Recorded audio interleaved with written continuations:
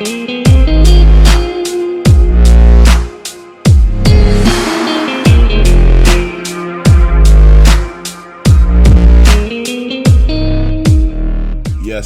people. How are we all doing?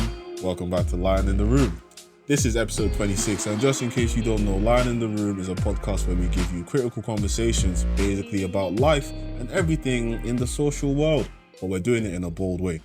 I am your host, Leo Edoche, and I got my boy K as usual. Good evening, people. How are you all today? We are all hot because now it's summer, as you can tell. We got the t-shirts on, got the shorts on. Man. Funny enough, we are from Nigeria and we're used to the heat. I'm used to this, man. I feel uncomfortably hot, bro. You see, the thing is, you're right and I had to check this out. But apparently, the problem is, I think now if I might be wrong, guys. For those who are watching, please, I might be wrong, but I think I'm right here. The UK, the United Kingdom, is above the equator, and so it's quite high on the globe. So what happens is the heat up here is actually dry heat versus the heat we get in Nigeria, which is right on the equator, which is humid heat. Oh, okay. So it's dry, but in other places it's actually humid. I think it's the same thing in America. It's a bit closer, so it's a bit down. It's not on the equator, but it's closer to the equator than the UK would be.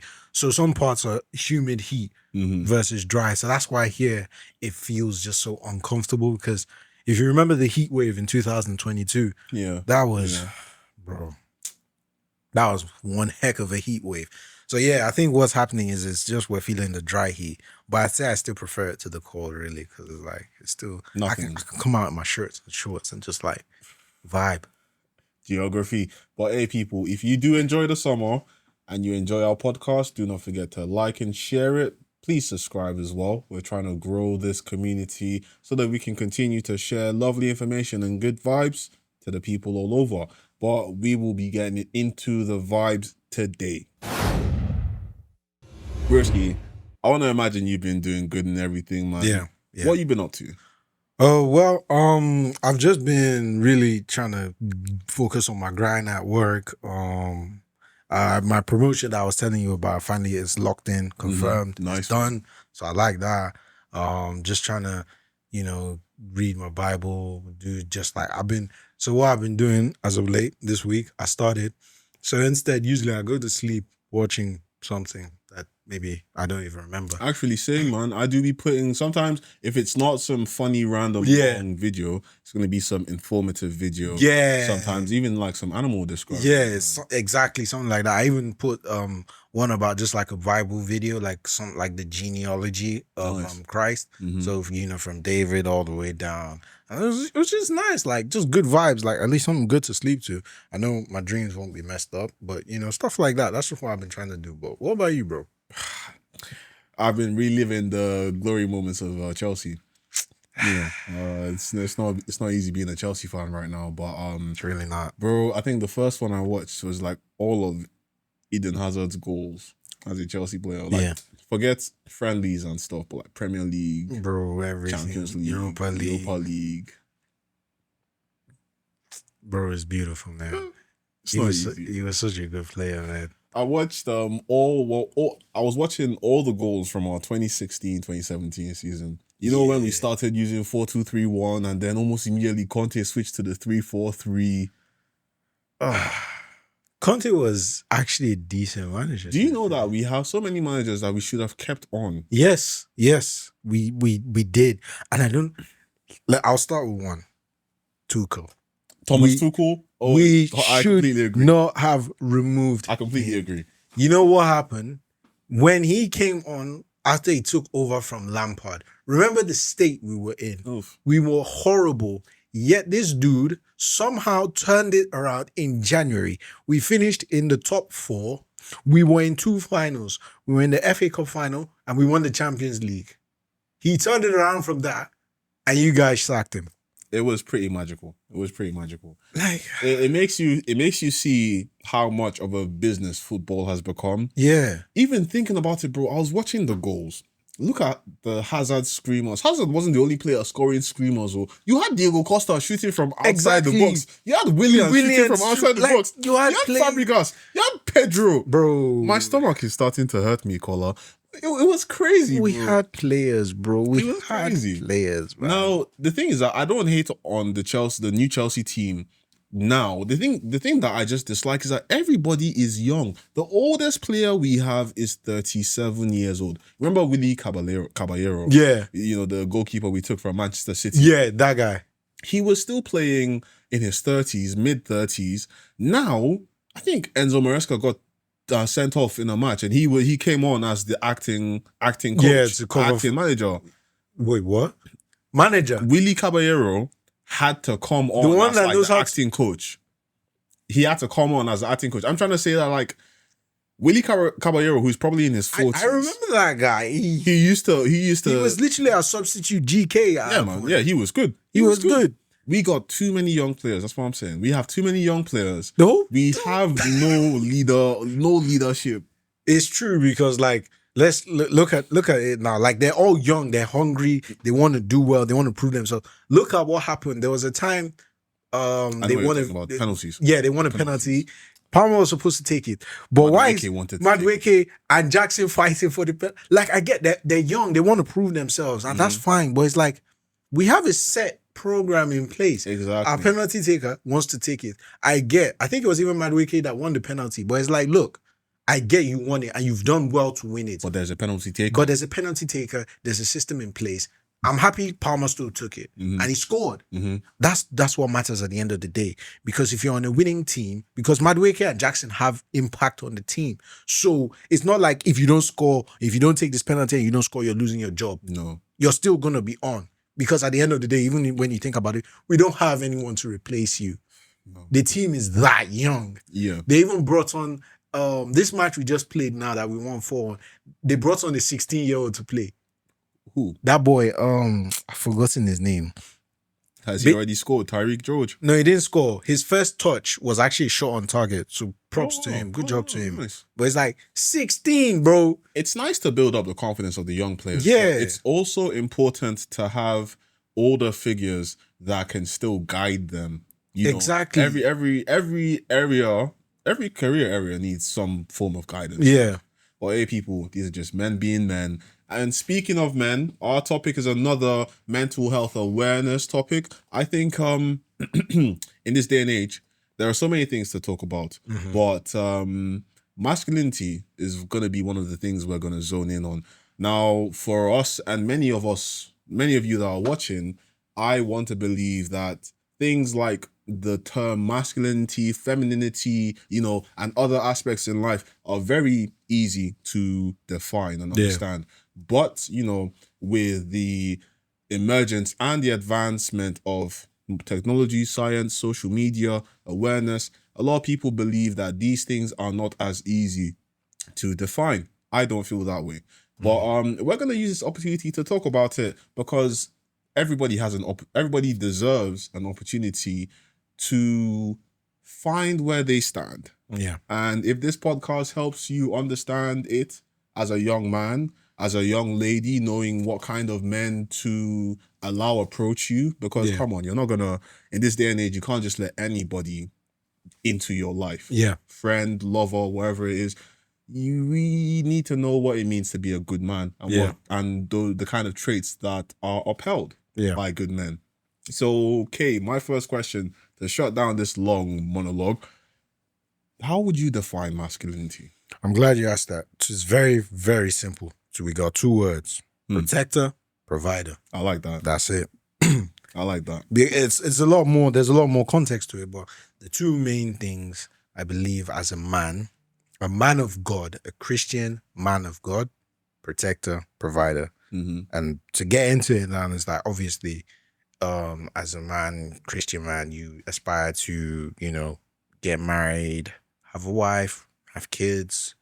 You want to protect, you want to provide for them so that they can be the best versions of themselves that they can be. Yes. Honestly, because for me, my ideal scenario, I get married, I have kids, I do what I can for them and they can flourish. They can do what it is they want to do. They can pursue their goals as they like. You know, my wife and kids, both of them. Like if my wife has a passion, she wants to, I provide, fund it if I can, you know, so that her passion can flourish.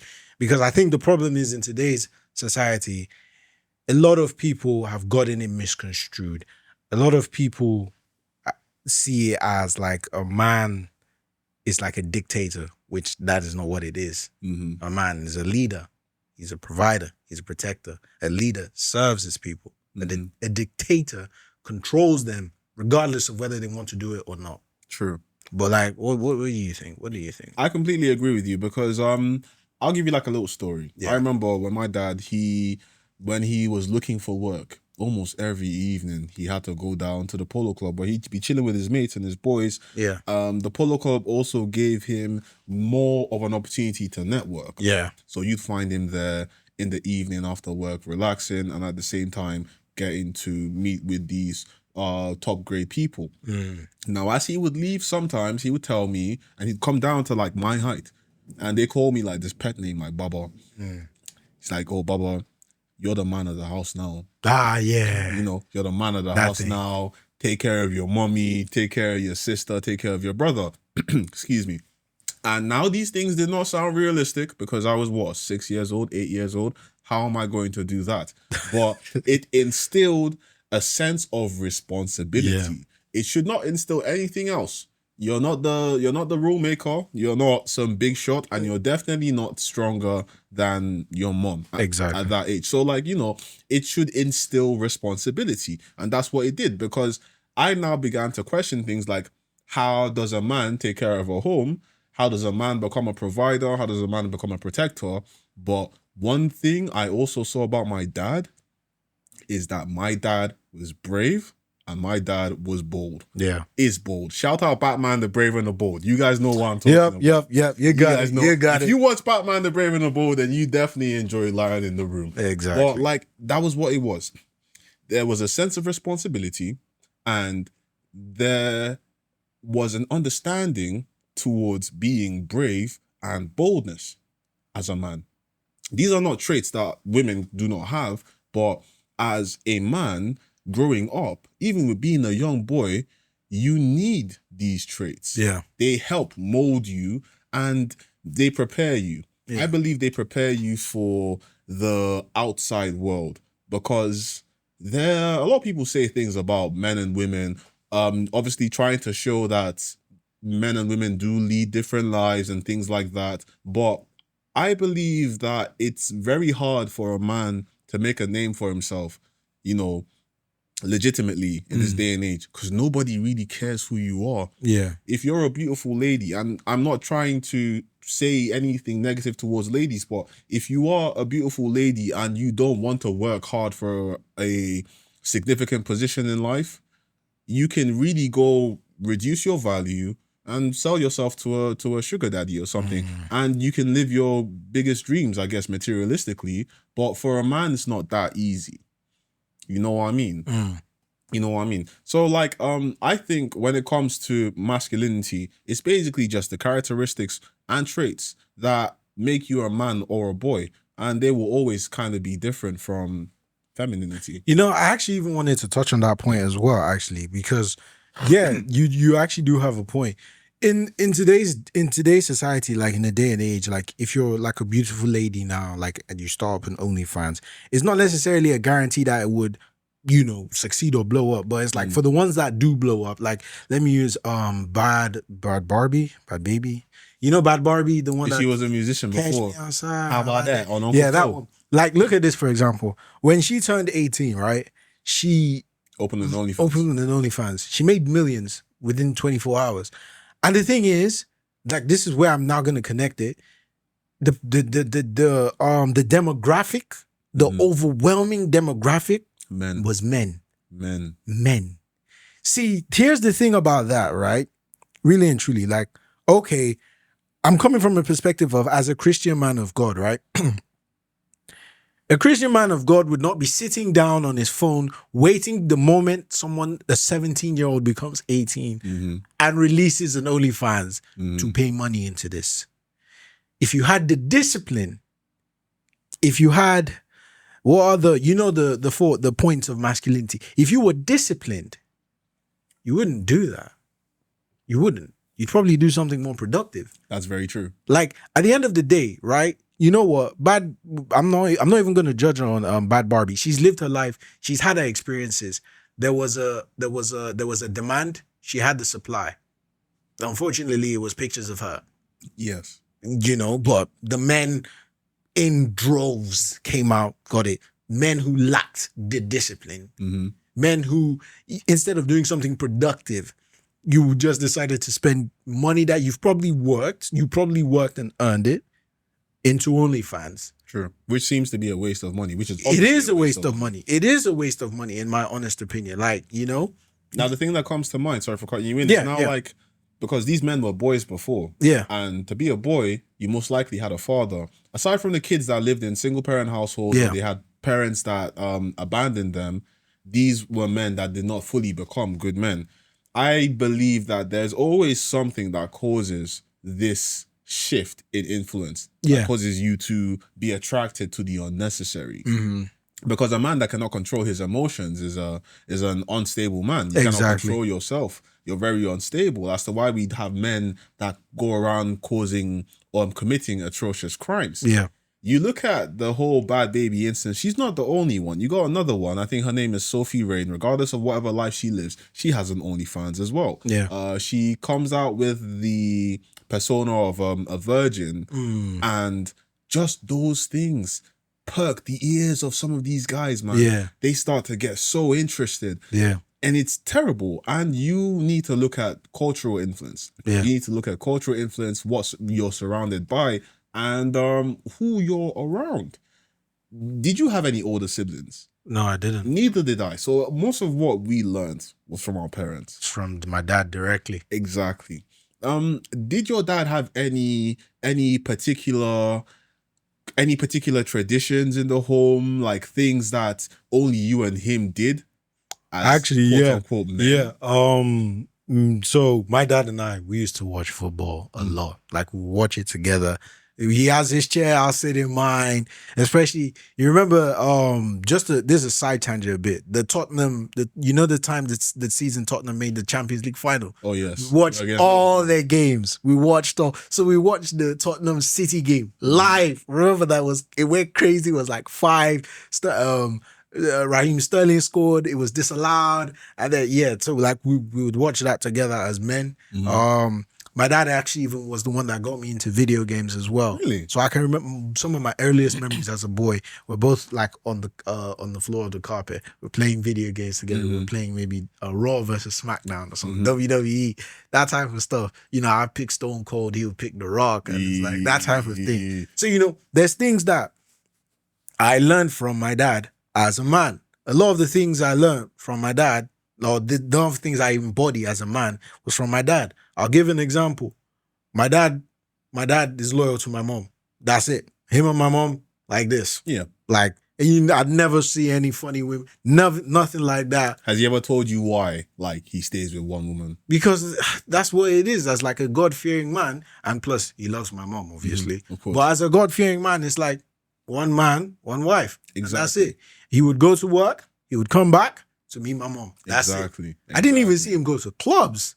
Like, I'm serious. In like, well, if your dad was heading down to clubs at like, what, 30 something, 40 something, that would be questionable. But like, because like when I think about it, he would go to work, come back, meet my mom, rinse and repeat. Like, he had friends, and sometimes he'd go to like weddings and stuff, but it's like we came along with as well. Yes. So like, it's usually weddings of people that we know. If he went to like a party or something, he'd bring my mom, probably bring me as well, whether I wanted to go or not. I probably didn't even want to go. I wanted to play games or something. But it's like, I seeing these things, like at the time, I wasn't taking, I was subconsciously taking it in, but I wasn't consciously taking it in. Because it's like, when I really think about it, I don't remember seeing my dad go to a club at all.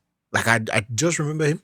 He's just a just so you know, like when I mentioned the polo club, I'm talking about horses. Yeah, of course. I'm talking about guys, polo club, golf, sitting afternoon, men in caps, that type of thing. Yeah. Like just talking about horse polo, horse polo, like that type of thing. My dad was even the president of the polo club for a time. Oh, really? Yeah, he was the president of the polo club for a time.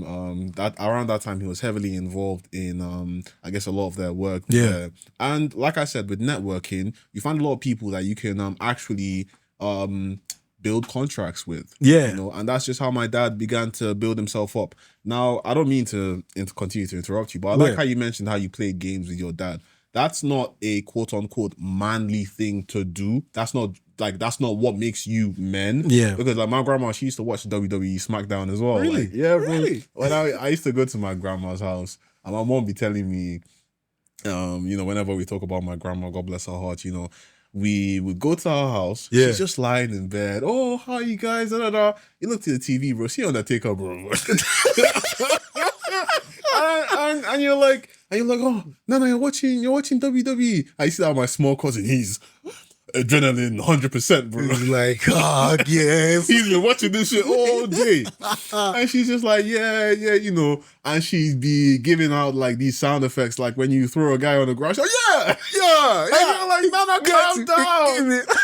But the thing that I like about the moments you spent with your dad is that it's so good that you were able to bond with a guy, so that when you get older and you're now around other men, you have similar bondings. Exactly. That's it. This is not related to dads or nothing, but you ever put your face to a fan and just be talking through it and it's all blah, blah, blah, blah, blah, blah, blah, blah, blah. I'll just be like, just like... Everyone's done it, bro. Exactly. It's like, it creates that bonding experience, because it's like, to me now, it was like, as I didn't take it in, because, you know, I was probably like 4 or 5, but it's like, I'm thinking about it like now, oh yeah, when I was a kid, you know, I used to play games with my dad. And it's like, so if I have my own son now, I'm going to do the same. Exactly. It's like, you know, because I see these things, it's like, you know, being a family man. That's how my dad is. It's always like, my family, my wife, my kids, that's it. Exactly. That's his number one priority. My wife and children. Like, that's the first thing he's going to tell you about.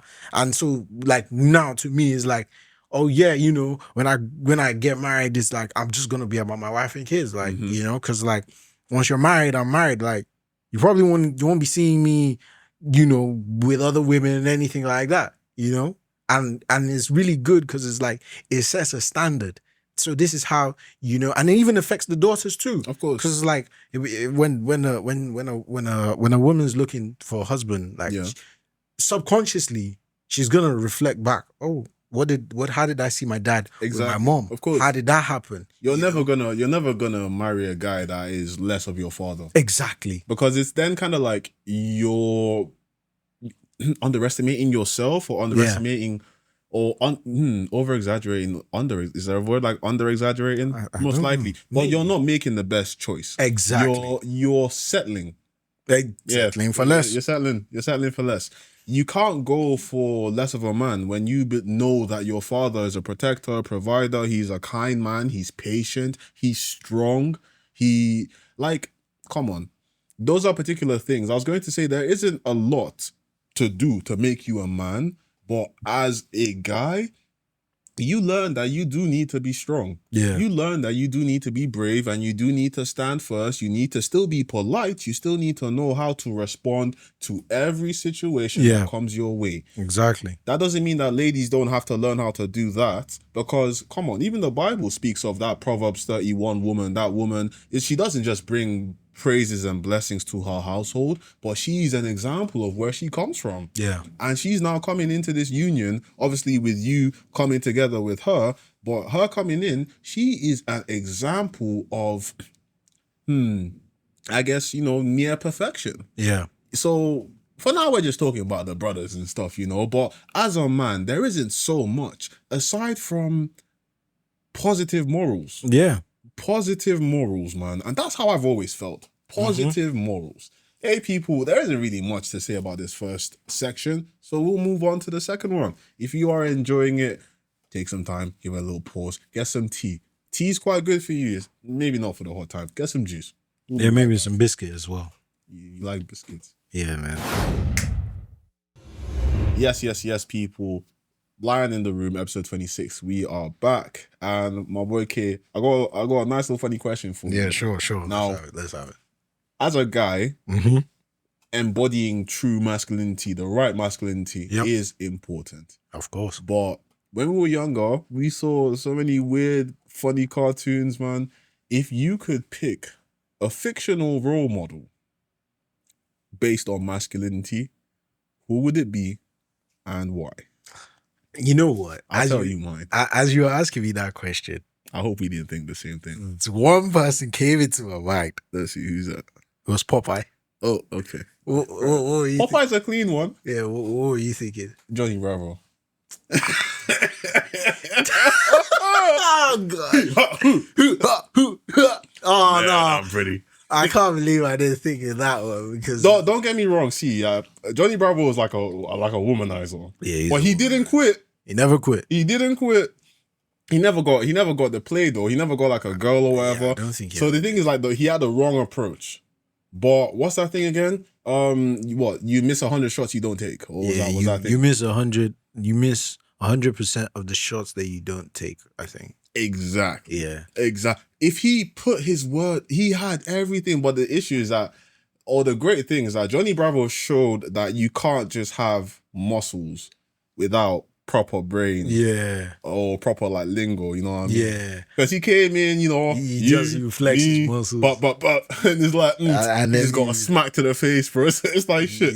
I don't know what I'm not meant to do. But I think one thing Johnny Bravo did actually show in terms of masculinity, however misguided it may be, was his determination and the fact that he never gave up. And he took care of himself. He took care of himself. He was clean. He was always clean. He was clean. He's got sunglasses, his hair. He always had comb his hair, do his poses. And he was always built. He was built every time. And he always tried. He got, I don't think I ever saw an episode where he actually got a girl. No, never. No. There were some ladies that liked him, but they were never. No, I'm not. I'm talking about like where it worked out, and result. Like obviously, I think there was some that they liked him. Well, you're gonna messed it up. You see the chick in the next episode or something. Yeah, that he never did. Is the Popeye for me was just a bit of like how I think if my memory serves, that's a better role model, to be honest. That's that little laugh he did. And then like he always. I always ate my spinach because of that guy. Really? Like, yeah, because it's like he would eat his spinach, then he would pull his muscles up. He would pull his shit. Flipping dumbbell thing, bro. Flex his dumbbells come out, and he would protect the girl, and then he's like, yeah. He's like, yeah, olive oil against that Brutus guy. Just wait until I eat my spinach. But that's the thing though. Popeye really embodied like true masculinity because he was just a sailor. I mean, like in today's day and age, he could have gone and become a huge strongman, gotten tons of money, but he was just satisfied with living his life, being as free as he could be, and pleasing his girl, Olive Oil. Yeah, and that was all it was, man. And he was happy, and satisfied. Satisfied. It's crazy. I think come to think of it, now that you actually mentioned that takes me into the next point I want to actually get into. So it's like Popeye wasn't rich. Mm-hmm. He didn't have. He was fine. Like he was a sailor. He had his occupation. He had what he did. He was a strong guy. He protected his girl. Fine. The problem is, like, the thing I want to get into is, like, a lot of people tend to mistake being rich for masculinity. Mm-hmm. And here's now the thing. With that being said, that then adds towards the societal pressures of, like, because as we're men, I'm only speaking for men, just men. We have this desire to, I'd like to assume a lot of us have this desire to want to, do something with our lives, to be great, that motivation, that hunger. Yeah. To be, maybe what you see on the TV, or you want to be something, be someone of value. But a lot of people, due to like in today's day and age, they're seeing the flash, they're seeing all that, the cars, the money, the women. And it's like, because of that, they want that, which I get it, but it's not necessarily masculinity. It's like, yeah, you can be a proper man and have money. That is correct. You can also have money and not be a proper man. But you don't need You don't You need don't all of these need- money and materialistic Exactly. things to be a man. To be a man, exactly. And I really cannot stress this enough to the viewers, especially our younger ones who's like, you're just coming up, you're just a teenager. If you want to do something that doesn't necessarily make you tons of money, but if it's something that satisfies you and makes you happy and it's something that's actually of value to the world, then I'd say you're just as much of a man as any man. Exactly. Yeah. Because I can give an example. We have all these celebrities, men who have money, but I wouldn't necessarily say they're men, because some of them they beat their partners, they beat women. That is not a manly thing to do. They cheat on their wives, they mistreat them. That is not a manly thing to do. But we also need to talk about where these things came from. Yeah. I want to quickly point out the fact that feeling as though there is some form of superiority over another member of the human race, feeling as though you're superior over a woman, first of all, has never been the case. Yeah. As Christians, we do believe that there is man and there is woman. As husband and wife, when they do come together in unity, the man is seen as the provider / protector. Women are normally seen as the nurturers, the caretakers, caregivers, this and that. That don't mean that the women are useless, and that doesn't mean that the woman's role is minimized. Because, truthfully, let's be real. Boys, think about this. You're a hunter, yeah? And every day you have to go out and come back with a deer. Yeah. You have a wife and you have 2 children, 2 sons, and they're going to have to become hunters too. You're not in the house enough for you to train these boys how to be hunters yet. So there needs to be someone to take care of the boys, right? Yeah. There needs to be someone to also take care of the house. I ain't talking about cooking and cleaning, but if that's under the requirements for taking care of the house, someone's going to have to do it. Yeah. So there are 2 roles. There will always be 2 roles. Why does daddy always go out? Why doesn't daddy have time for us? Yeah. Why doesn't daddy do this? Blah, blah, blah. But dad's thinking about, the boys are going to be so happy when I bring them this. Bring them this big each leg for themselves, like individually they get to eat. Yeah. Oh, my wife is going to be so happy. She don't need to go without eating. Do you not understand that the roles are meant to be different? Yeah. And they are not in any way better than the other. Yeah. The man can die in battle. Yeah. The woman, unfortunately, could be attacked at home. Yeah. These roles are not so 100% perfect, but they make life work. It's a balance. You see, the thing is, right? As Christians, this is how the Bible's put it. But here is the thing. Once again, to the viewers again, guys, I need you guys to remember this now. Obviously, because I've seen this a lot in today's social media day and age. A guy's like, oh, my wife's got to cook, my wife's got to clean, do all this. Okay, fine, cool. But make sure you're doing your duty as a man. You can't sit your ass at home doing absolutely nothing and expect someone's daughter to be with you and essentially be your slave. You can't expect that. You must remember to always perform your duty as a man. First things first, if you you're growing up, make sure you imbibe the cultures of a man. You must always, because it's like the way we just described a deer. He goes out, he's risking his life, unfortunately, for the deer to come back. He brings food. He's thinking of how to just take care of his family. Exactly. He's not necessarily thinking, oh, my wife better serve me today. No. He's thinking, I'm just happy I can make my family happy. A progressive mindset. That is it. That is it. If you are doing all that, if you're doing your part as a man, trust me, and especially as a Christian man, God will send you the woman that is meant for you, and you're going to be so happy. Your roles are different, but that doesn't necessarily mean one is worth more than the other. You are both equally needed, really and truly. You are both equally needed for the home, regardless of how God has set it. He set it that way for a reason. And it works out when you really look at it. Because unfortunately, it's just like the man could die. He could die. Of course. He could die. The story ends there. The woman too. If she dies, it's really, really difficult because I've seen it before. Male widowers, one of the things they're struggling with is balancing how to take care of both the kids and, and the home at the same time. Exactly. They usually call for help. But obviously it's the same thing with the woman as well, because now she has to, take care of the home, provide as well. You can see we need each other. You do. A man needs a woman needs a man.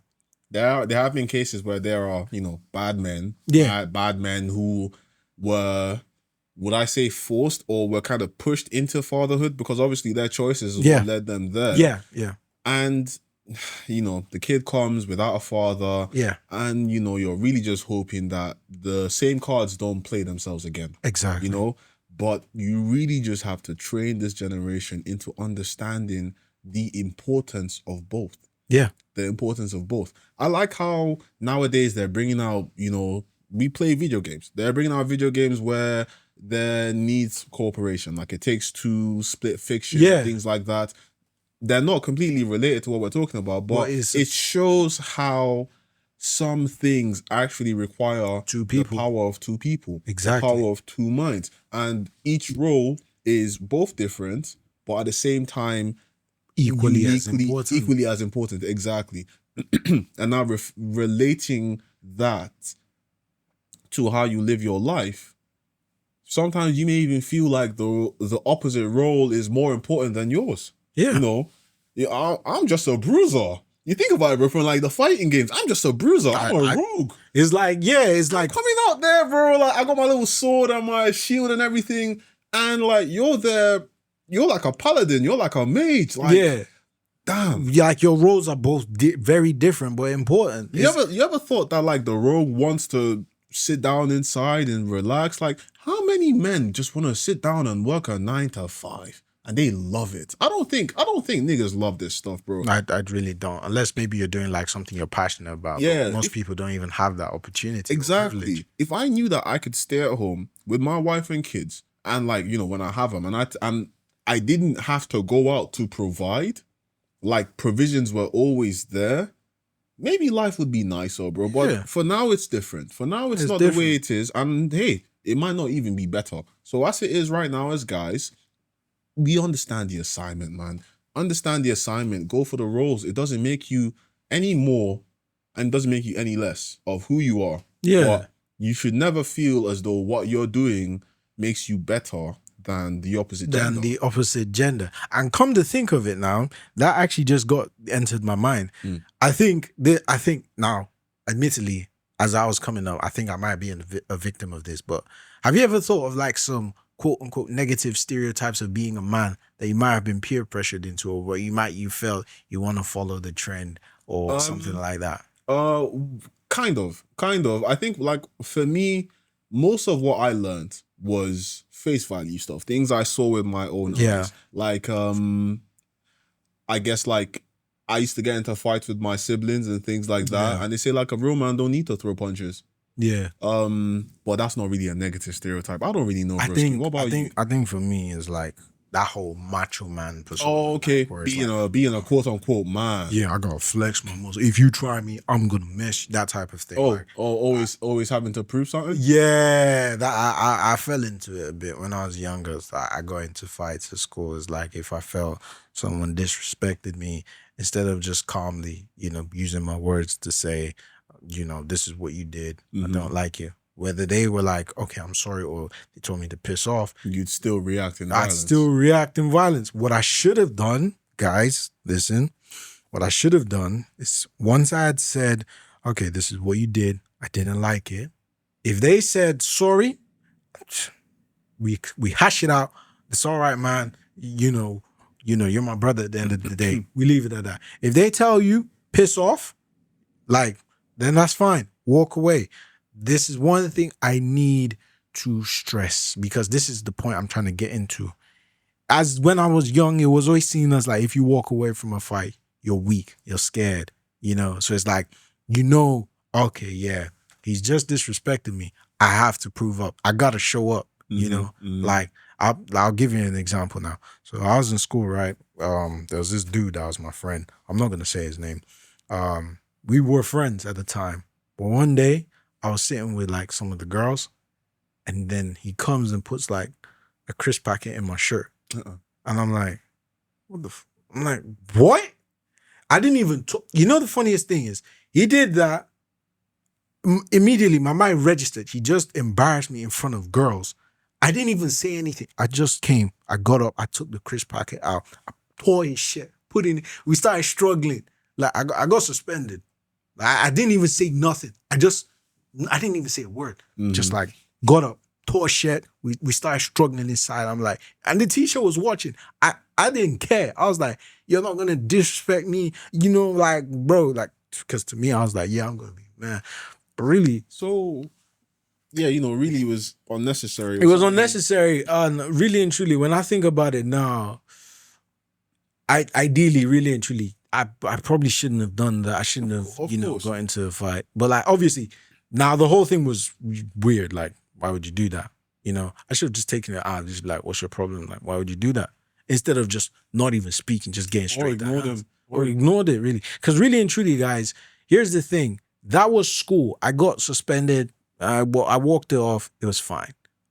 If that is real life, you might actually go to prison for assault. That's true, man. My dad used to tell me to defend myself. Like when I was younger, my dad, probably because he was still kind of younger as well, and like somewhere around his 30s, early 40s. But nigga puts his eye in your eye, put your eye Yeah, that type of thing, right? And it started changing because then my mom's standing over him like, what the hell are you telling my son? But as you get older, you start to realize that you only get in fights to protect yourself. Exactly. That's standing up for yourself. Yeah. Standing up for those that can't stand up for themselves. It changed from I have to protect myself to I had to protect someone. Yeah.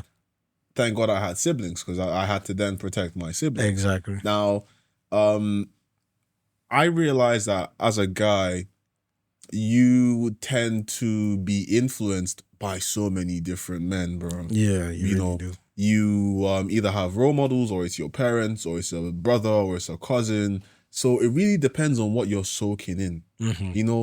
You realize that some things become unnecessary, and the ways of life that you receive from other people should be the things that you look at and then gradually pick pieces from. Yeah.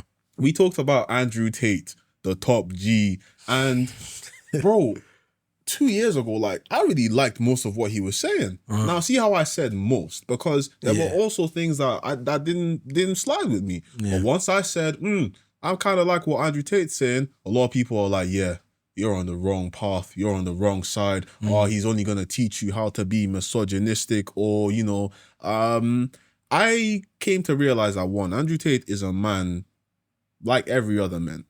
He's a human being. I'm not coming out to speak about the things that he does, but he also spoke about being able to protect and provide. He spoke about being able to make money. He spoke about being able to be financially sufficient. So those are things that I can take, right? Yeah. When it comes to sleeping around with more than one woman, when it comes to promiscuous lifestyles, when it comes to spending as much as I can because I want to, those are now the things that I probably should not be promoting because those are all materialistic, frivolous lifestyles. Yeah. You come to realize that you can't pick up everything from every man you meet, but you will hear something that is good. That you will hear something that you also think is good, but it might be bad. Yeah. What do you then do? You go to the man that you trust, your father. Fair point. If you don't have a father, you have a guardian. You don't have a guardian, you need to have a role model. And if you have a role model, question yourself, ask yourself, is this person really the person I want to look up to? Is this what you want to end up as? Is this the kind of person I want to be? Yeah. And you start to realize that it will mold your life. It will mold your life in the right way, man. It will mold your life in the right way. I'd like for us to look at the vulnerability of being a man. Yeah. A lot of people tend to tell us how to be a man. Not to cry, not to show that pain, that fear. I think that's partly true. What do you think? See, the thing is, right, I think all in all, as a man, right, I think it's okay to cry and, express your emotions because I think the problem is a lot of people, the way they handle it is that if you cry in public, you're not a man. That is not true, really and truly. If someone's crying at a funeral of someone they loved, that doesn't make them any less of a man. But here's the thing, right? I'm very careful with the people I'm vulnerable with. I'm not just vulnerable with any. I like why you said that. I just like how you said that because I was going to mention that. You know, I was going to say you can't cry everywhere. Exactly. You cannot. You can't cry. It's listen. It's okay to cry. Men can cry. It's fine. Of course. It's okay to show emotion. That is normal. That is human behavior. If you don't do that, it's unhealthy. But you have to be careful, all right? Because unfortunately, guys, I'm talking to you guys because once again, I love y'all. I want y'all to do well and be the best that you can be. Be careful about the people you show your vulnerabilities to because there are snakes out there. People are like vultures. They will pick and prey, unfortunately, you know. Very true. But if you are with someone that you trust, a trusted friend, maybe a life partner, it's very okay to cry. Yeah. It's very okay to tell someone, I'm not okay. Because again, this is a mental health episode, you know. If you're not okay as a man, it's okay to say, yes, I'm not okay and seek help. But I would always say, just be careful because not everyone is trustworthy. But what do you think, man? I completely agree with you. There isn't really much else I can say aside from stressing the point. For me, man, my dad, I describe him like this. That nigga's a rock. I'm sorry for calling you a nigga, but that nigga's a rock. Yeah. Like my dad, take him as you will. He's a strong individual. Yeah. I remember when my cousin passed, my dad was standing next to me. And I've always been emotional. I guess like it's just how God made me. But like I would never let a person take advantage of that. Yeah. My dad came to me and he was like, you have to be a man. And in my mind, I'm like, bro, my cousin just died, bro. Like, what do you, how am I going to do that? But like, he's just like, control your tears. He don't say nothing else. He doesn't say stop crying. He didn't say, he didn't scream at me. He just said, control your tears. Let them flow. And like, I'm crying, but I'm not bawling. Like my face ain't squeezed up. I'm feeling the pain. But I'm not acting like my younger cousins. Nothing wrong with that. Yeah, of course. Who do my younger cousins look up to? I can now be seen as the oldest male cousin. Yeah. To me personally, out of respect for my cousin, he is the oldest male. Yeah. I'm the second. Yeah. But as he passed, I'm next in line. Yeah. If I mess up in life or become a bad example, a criminal, then I'm not doing any better for them. Yeah. So in cases of vulnerability, I just had to be strong so that I could keep leading whoever was behind me. So I completely agree with that. Just mainly because your life is still connected to more people than you know. Exactly. That's one. Now, let's say it's a more closed experience. Maybe it's something between you and friends. And you want to be vulnerable with your boys. You want to be able to talk with them and laugh with them, but you've probably gone through a bad experience the first time or from an old friend. So you choose not to talk to them. Talk to somebody else. Don't bottle it up. A lot of men struggle with the choice of who to speak to. And then they decide to bottle it up. When you bottle it up, really, what's that doing? You're only leaving it to fester. And every time you think about it, you're also thinking about ways you could have handled it. But then you're also telling yourself, well, it's gone now. Yeah. So you just leave it there. Never let anything fester, because as you grow, your emotions that are, being kept away will become restless. Exactly. And you're only living life the first time. We're all living life the first time. So how do you control something you don't know how to control? For the boys in this world that don't have dads, you should at least know that you can talk to somebody. You can always talk to someone. You don't have to talk to someone your age. Not everyone your age is going to get it. But be willing to talk to somebody that would listen. Don't get too vulnerable. There have been times where that vulnerability was taken advantage of. But be vulnerable enough to say, this is taking a toll and it's heavy. Yeah. You're lifting weights and you get to that rep where you can't push no more. You don't keep trying to push when you know your muscles about to tear. Some people do, you push till failure and things like that. I think but I'm David just trying Goggins does to. that. He's a different animal. Yeah. But I'm just trying to say, it's like sometimes you ask for help. You know, they say I can't do it, and then they now help finish the rep. The spotter helps you finish the rep. So in life, you probably need a spotter too, because you ain't never gone through that rep before. Yeah. Man, I'm too nice with it, bro. That's the wrong one. That's the wrong one. Wait. Try another one. I was going for this. No.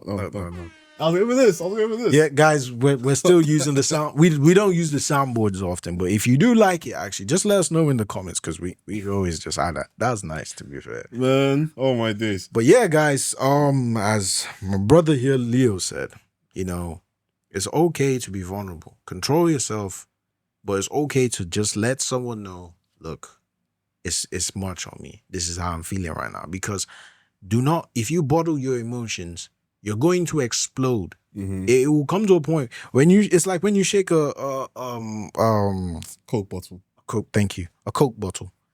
It will explode at some point. If you open it just slightly, it's already all over the place. It's the same thing. You might then, if someone just offends you, maybe slightly, they step on your shoes, you're already about to blow, and then you lose it. Mm-hmm. And that is not masculinity. No, man. It's not. It goes against it. Think about it, you're actually acting like a child. Exactly. Only kids throw tantrums, and bad kids at that. But let me quickly ask you, funny one. Yeah. If there was a Man Olympics, okay, and you were to excel in one skill, obviously it's a silly skill, what would it be? For example, like the best beard grower, or the best grill master, or the toilet fixer. I don't know, something. What do you think? For me, it would be the best handyman. Like, I was always good at, like, especially with like electronics. Yeah, I'd always, like, I could take apart my computer based on like simple instructions. I'll get screws, undo it, take it apart, replug, do what I need to do it back. Because it's like, like look, I'm not sure where this came from, but it's always like, I always felt manly, where it's like, okay, yeah, I'm gonna fix my thing. Think about it. When you watch them movies and like, oh, the TV's broken, the handyman comes. The handyman. But like, it's a good. You get the point. Like Bob the Builder. Come on, it's been set in stone. Bob the Builder. But he also had like a female builder as well. Yeah, he did. But I thought that was his wife. I thought that was his girl. What was she not? Maybe she was. She most definitely was. You get the point, though. It's like, this is what I was seeing growing. It's already put into me, like Bob the Builder. Like, when I used to watch that guy, I was like, if they say, can we? I'd be like, yes, we can. Like, we can fix it. We can do it. It's like, if I, it's like that time you gave me that power drill. And I was like, I just used it. I was just like, because I was my mom needed help with her bed. And I was just fixing it. I was like, yeah. It's like, yeah, I got you. Yeah. I got you. Don't worry. Nice. I just, removed the mat. I was just like. That's why I put up my TV in the room. Exactly. Just drilling the nail. I was like, yeah.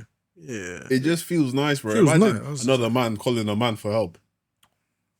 You see. There's nothing wrong with that. There's nothing wrong with that. There's nothing wrong with that, but it's like, I struggle with that a lot. Like, I gotta figure this out myself. It's like, imagine, if I got a wife, right? She need help with something, maybe to fix it. She's like, oh, no, let's just call this guy. I'll be like, call who? Call who? What? Man, like, my dad brought me into this world so I can do everything and anything, man. I will do it for you. I can do all things through Christ. Exactly. Like, no, like, I'll be like, no, I got this, baby. Like, let me do this. I will do this for you. And I mean, ladies do say that they like a manly man that can do most of the stuff that they can't. As long as, you're not belittling a lady, bro. Just exactly. Like, I like chivalry. Yeah, I love chivalry. It makes me feel good. Until the lady's not, trying to mess up my life. Obviously, like I'm not gonna do it with someone who's trying to kill me or anything. Like I love chivalry. Like, I love being a gentleman, just holding the door out open for the lady, like just stuff like that. Sometimes. For you, sometimes. Sometimes some people nowadays just can't say thank you. You see, that's what I'm talking about for the ones that do say thank you. This is the point I'm making. Like, I love it. yeah, like when she's like really appreciative of it, like, you know, and like, oh, you're such a gentleman. Oh, thank you so much. Like, that's like, I love it so much because like it makes me want to do it more. Damn. Because it's like, you deserve this. You Only old ladies be complimenting me like that, bro. Oh, really? Yeah, man. I like it though. I like it yeah. though. A mature compliment means it's true. Because it is really just nice. Like, because like it once again, it just appeals to my nature. It is, man. But man, Olympics, me personally, I'll be one of them guys that be carrying all the bags in one go. Ah, Pick out yeah. the stuff in the car. Like my mom, when she's coming from somewhere, she got You bags, just carry boxes. your I'm hands like, up, like don't your worry. hands are hurting red. I'll roll But it's that like- stuff. He's like straight face, like, yeah, I got it. Don't worry. That's a man right there. Yeah, that's a man. I got it. Don't worry. It's like your hands are tight. But it's like, nah, I'm okay. Look at his face, man. Look at him. Look at It's him. like, look at it. Yeah, I got it. Or it's like, you know, if you're in church, it's like they used to who can carry like the most chairs and The it's like chairs. some of the ushers. If The they want to impress the chairs. girls, they're gonna like try and carry everything. It's just like, yeah, I got it. Don't worry. Just very calm, stoic.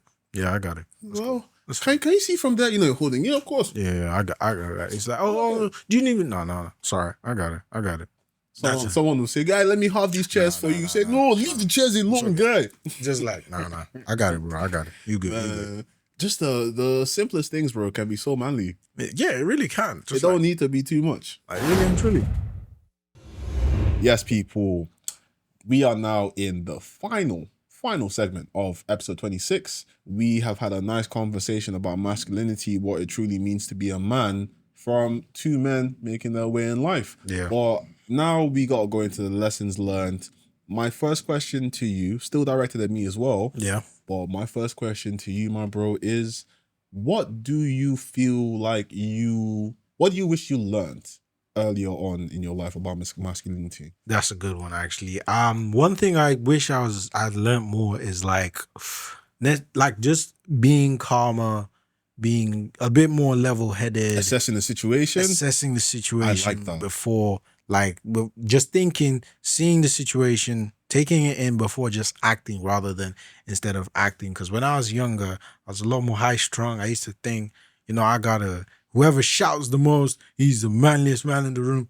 No, wrong. If I could meet my 17-year-old self, I'd look at him and say, just because you're shouting the loudest in the room does not make you the most manly man in the room.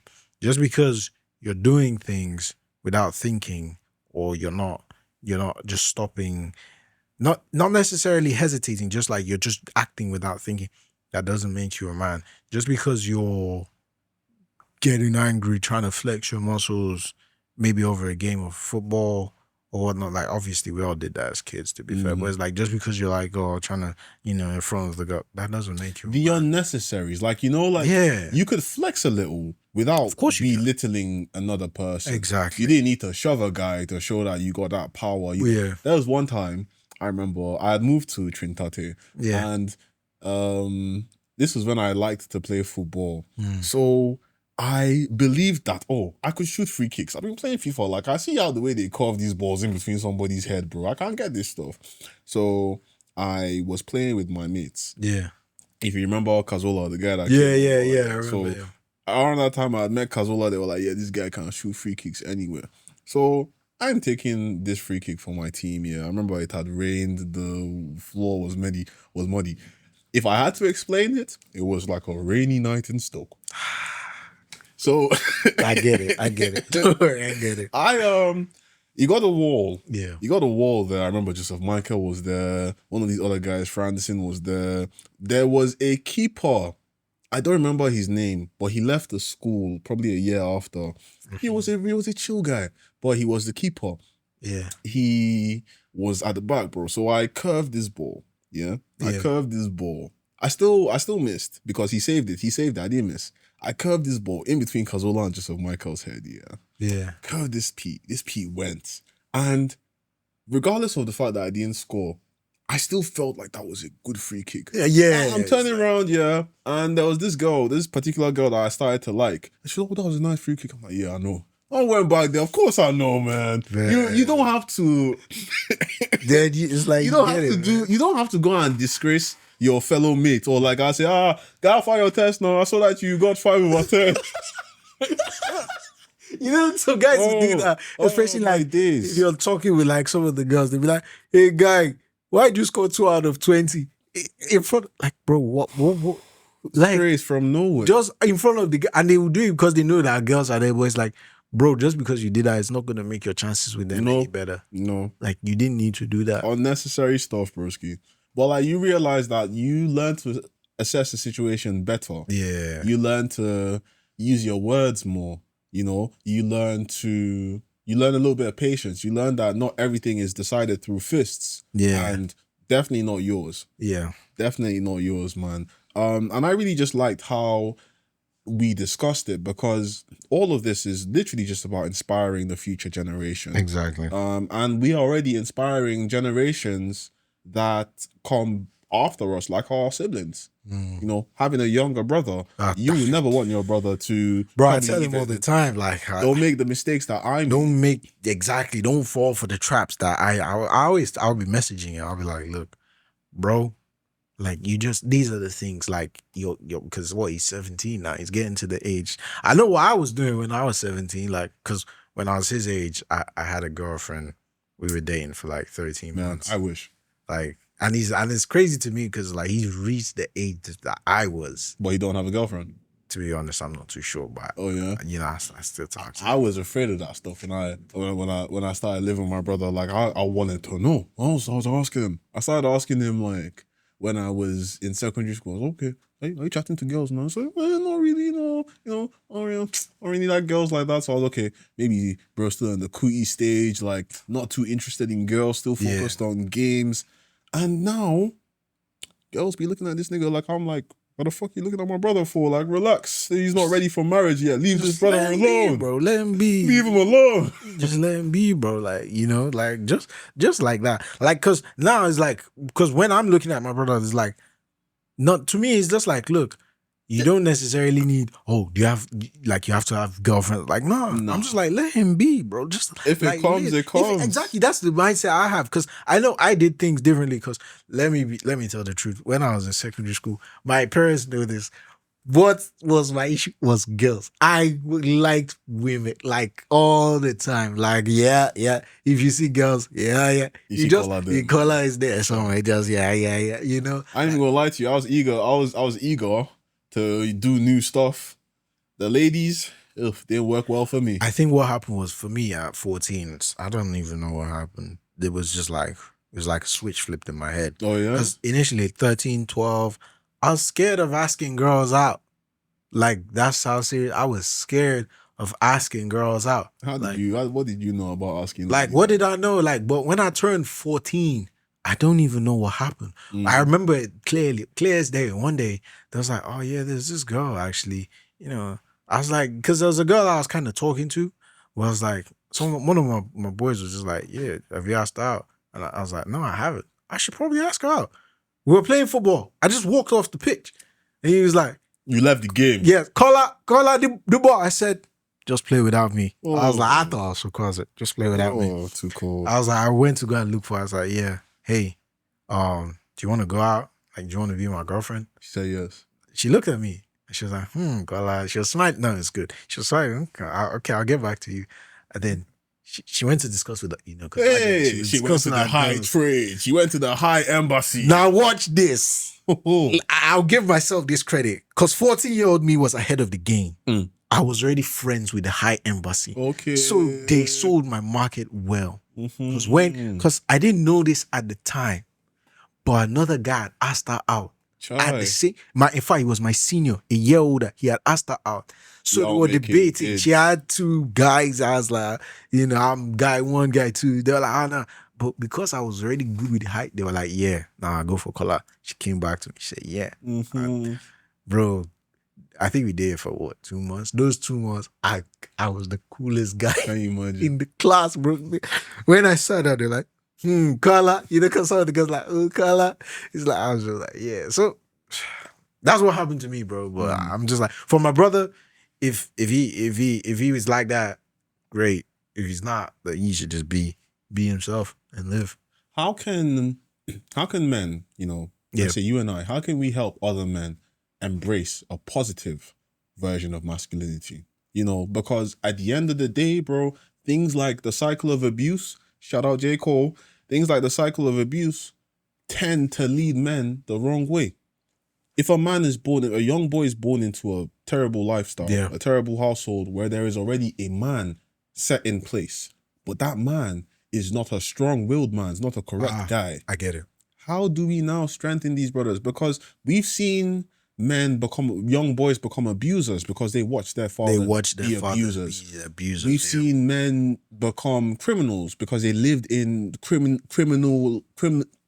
they lived around just crime and everybody. Or you had parents that didn't watch over their kids properly, so they then now fell into poor influences and things like that. Yeah. So how do we help these brothers? How do we help these young men embrace the positive version of masculinity, even hookup culture? Because I want to mention really quickly, it's lovely to be able to flirt with ladies. If you can flirt with all manner of women, cool. Does that mean you have to? No. Because fair enough. Something my dad told me. Yeah. And this is a big man. You can't push this brother about.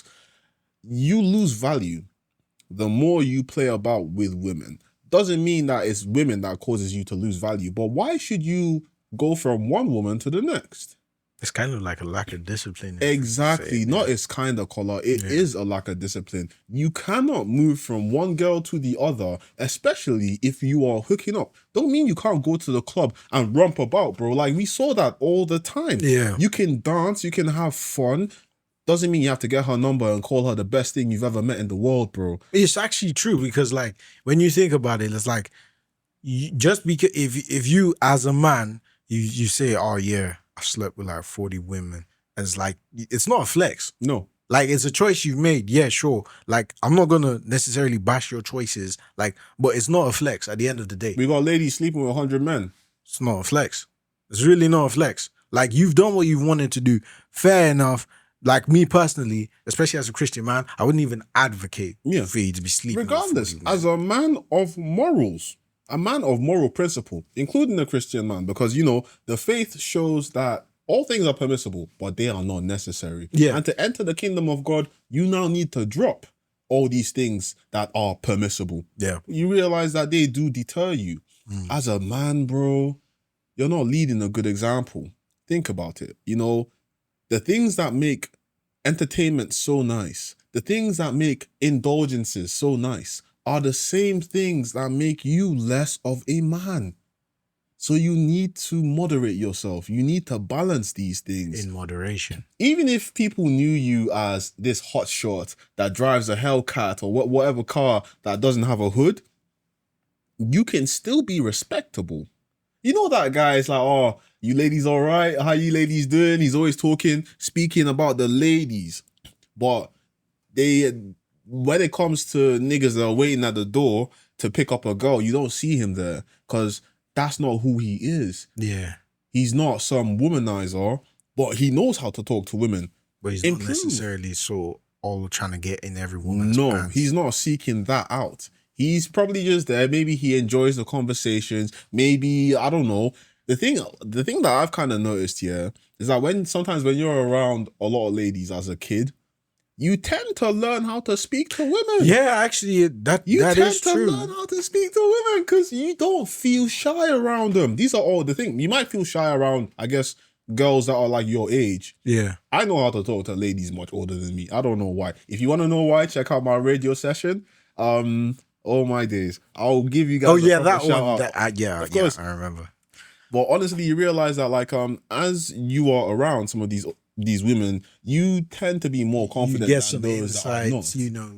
I don't know about getting the insights, but you just feel more confident. You just kind of understand it a bit more in the sense that, because I think the problem is when guys first grow up and they get in towards the subject of approaching women, they kind of see it as like this. Oh no, I sorry to interrupt you. I ain't even thinking about it that way. I'm thinking about it this way. Like, let's say like a dad has a daughter, and one day the dad's chilling with 4 of his guys. Like, they're talking, discussing work, and he's asked his daughter to bring something, or the daughter's come to ask him for something. Now, because she's so familiar with her father and her father's friends, just through, you know, the small chat, like the small conversations, she's more comfortable in saying, like talking with them. She's not too skeptical on what to say around them. She knows how to speak to men without, I guess, saying the wrong stuff. And a man or a young boy that's probably like, you're talking with your mom and her friends or whatever, they're asking you questions like, oh, looking so nice, you big grown man, blah, blah, blah. You do actually gain some confidence from those things, man, because you learn how to respond. You know when to say thank you, or this is that. You learn to kind of just speak more when you actually have these people kind of positively just crowding around you, because you're just kind of used to it at the end of the day. Yeah. So like with young men being able to embrace positive masculinity, I think it's just making more spaces like this, spaces where you can discuss this without feeling as though you're going through a weakness detector. Yeah. We're not just coming out here to point out how we mess up, but we're acknowledging that there are things that we don't understand, but then there are other people who have come before us, and some people who are even walking with us today, and they are ready and willing to share the info they have. Yeah. It helps, man. There's no point being in a household where you're lied to and you're shown a lifestyle that isn't true when you can seek out like proper truth. Yeah. And to be the best man you can be is the only truth you need. The only truth you need, my guy. I think just safe to say at the end of the day, really and truly, to the viewers once again, if there's one thing you took from all of this at the end of the day is, it doesn't necessarily, you don't have to be the richest person in the room. You don't have to be the biggest or the strongest person to be a man. At the end of the day, really and truly, what comes down to it is a man, if he's respectful, he's a protector, he's a provider. Mm-hmm. That's really it. And he's God-fearing. That's just all the things you need, really. Exactly. And once you got all that, you're a man. Congratulations. You're now a man. You've achieved manhood. And please don't let what you see in today's media, because really and truly, the internet is a tool. It can give you great good. It can give you great evil. People tend to see, the flash. He's got money. He's got women on him. It's like, that doesn't make you a man. Mm-hmm. At the end of the day, really. It doesn't. We've discussed what makes you a man. So really, it's just the qualities that you have and the positive benefits you can bring to society. Exactly. And the people around you. You're a protector. You're a provider. You're a bruiser. People feel safe around you. Don't forget that. But people, we really hope you've enjoyed today's episode. We have enjoyed bringing it out to you. Yeah, but I definitely did. Oh my days. We have enjoyed today's episode. Honestly, everything that we speak about is just how we've been raised. And we've been raised to represent ourselves and represent our families in the best way possible. My parents have always told me, like when I was going to primary school, secondary school, university, you got this big flag on your back and it represents your family, it represents God, your family name, and it represents everything. Exactly. Your family name. Just imagine a big flag, Edoche. Oh, just Babalola. Just like that. Exactly. Yeah. You just know that this is an extension of this family. Yeah. Represent yourself accordingly. And for those that feel as though they want to start that line themselves, learn how to represent yourself in the best way possible. And in doing that, you learn. Be willing to learn from good moral people. Exactly. Don't just learn from anybody. But if you're not able to pick who you want to learn from and you're learning from just experiences, no problem. Acknowledge these experiences and move on. That's the best way to do it. Yeah. But really quickly, man, you got one more thing you want to say to the people? Honestly, and one more thing I'd just like to say, because as you know, Leo and I were Christians. I would always say that you should always seek, if above all else, read the Bible. Of course. It will really actually show, it says a lot. Because it says a lot more than people realize. Because some people, when they read the Bible, they take certain parts of it, kind of twist it and run with it. Yes. But if you actually just read the Bible, it says a lot more than you'd think. And it tells you a lot more on how to be a man. Mm-hmm. So if you have, unfortunately, because there's the way the world is, it's quite evil. There can be some people just born into situations where no one around them is a good role model. Mm-hmm. If you are able to get access to a Bible somehow, just read it. Read the Bible. quick example would be King David. King David was known as a man after God's heart. Exactly. Now, that just meant that although he committed sin, he was quick to acknowledge and come back to God. And the Lord sees his people's hearts. He knew if David was being genuine or not, because there were other kings before him that tried to play God. Exactly. You had Saul. God gave him an instruction and he didn't listen. He stirred off the path. He stirred off the path and his kingship was taken away from him. It was given to David, and along the line, David became a great king, but he still fell off the path. He fell short. He wasn't perfect. Exactly. But he came back and seeked forgiveness. Yeah. What I'm trying to say is that a true man knows when he's wrong. No need for you to bicker about or to, hide and hide away your criminal activities or whatever wrongs you commit. Accept what is wrong and learn to be better. Yeah. Learn to be better. But really quickly, if there was a holiday, if you could create a holiday to celebrate your fellow men, what would it be called? Woo! I just call it manhood. Celebration of manhood. It's manhood. No, it's the celebration of manhood. The day where we celebrate. Happy celebration of manhood. Okay, now that I think celebration of happy manhood. Happy Cobb. Happy Cobb. What's Cobb? Happy celebration. Oh, sorry. Happy. I'm glad you held it there. Yeah. This has been Lion in the Room, people. Yeah, guys, we'll see you. Thank you for. If we were monetized, we would have been in trouble. We will be monetized very soon. Yeah. God bless you guys. Thank you for watching our episodes. Thank you for all your love and support. If you are enjoying our content, as I like to say, please tell your mom, tell your friends, and share the word. Lion in the Room is this new bold podcast that's giving you critical analysis, critical gist. My friend, we're just talking some good vibes, bro, and at the same time, we're just doing most of the thinking for you. So if you like that, just share it, please. Subscribe. I ain't saying please, I will need to beg you. This is just polite, man. Peace, people. Take care. All right. We are out.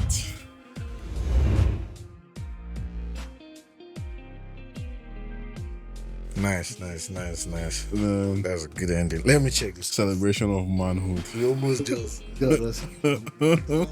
How happy was he? I was like, I don't know why I said Cobb. Maybe I was thinking, because I immediately in my mind, I thought, oh, come on, you Blues. Like, I don't know why. I'm just thinking Chelsea. I want Chelsea to do well, man.